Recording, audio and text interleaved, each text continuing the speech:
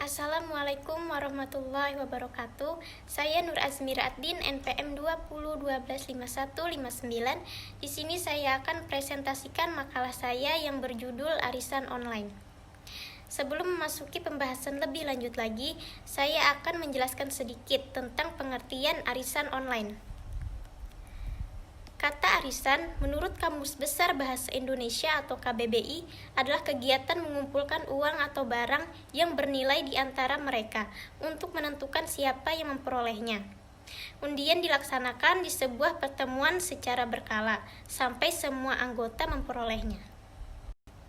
Sekarang memasuki pembahasan selanjutnya, yaitu arisan online berupa uang dan barang. Arisan merupakan suatu kegiatan yang tidak asing lagi bagi masyarakat Indonesia. Arisan adalah kegiatan yang dilakukan sekelompok orang dengan mengadakan perkumpulan dalam kurun waktu atau periode tertentu dengan mengumpulkan sejumlah uang atau barang. Kemudian dilakukan pengundian. Pengundian dilakukan untuk menentukan peserta yang berhak mendapat uang arisan. Peserta yang memperoleh undian akan berbeda tiap periode pengundian. Biasanya, pengundian dilakukan tiap bulan atau minggu sesuai dengan kesepakatan. Pengundian tersebut bertujuan untuk menentukan peserta pemenang yang berhak memperoleh arisan.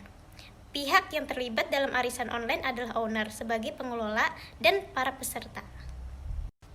Sistem pengundian arisan online biasanya menggunakan sistem gugur. Arisan online tidak memerlukan pertemuan antara pengelola dan anggotanya secara langsung. Semua transaksi dilakukan secara online. Pada model arisan berupa barang, biasanya ada kesepakatan bahwa setiap anggota akan menerima barang yang sama atau sejenis karena anggotanya saat menyepakati memiliki kebutuhan atau keinginan yang relatif sama dengan barang tersebut. Praktik arisan online di dalamnya terdapat perjanjian antara peserta yang hal itu diatur dalam hukum perdata, yakni dalam buku 3 KUH Perdata. Perjanjian atau perikatan dalam arisan online menimbulkan adanya hak dan kewajiban antar peserta. Dalam praktiknya, arisan online melibatkan dua pihak, antara lain 1. Admin atau owner arisan, 2.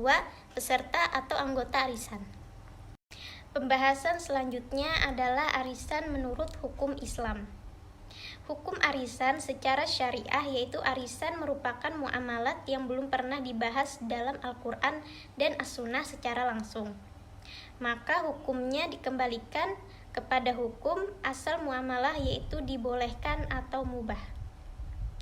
Para ulama, arisan sendiri juga dibahas oleh kalangan para ulama.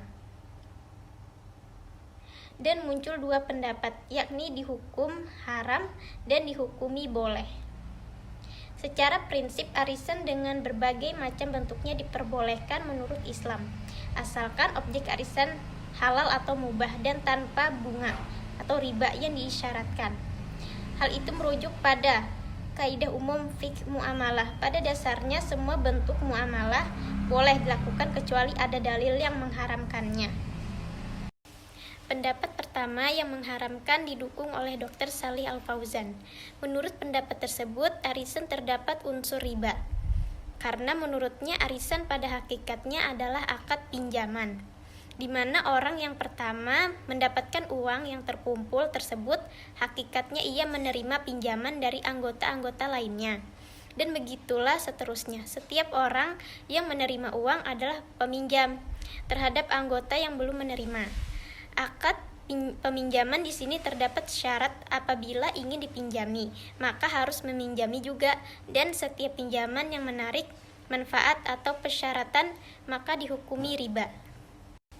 Untuk pendapat arisan yang kedua, diperbolehkan atau mubah. Pendapat ini merupakan fatwa lembaga di Kerajaan Arab Saudi nomor 164 tahun 1410 Hijriah yang diketuai oleh Syekh Abdul Aziz bin Baz rahimahullah. Bahkan Syekh Ibnu Utsmaimin rahimahullah mengatakan hukumnya sunnah, karena merupakan salah satu cara untuk mendapatkan modal dan menumpulkan uang yang terbebas dari riba.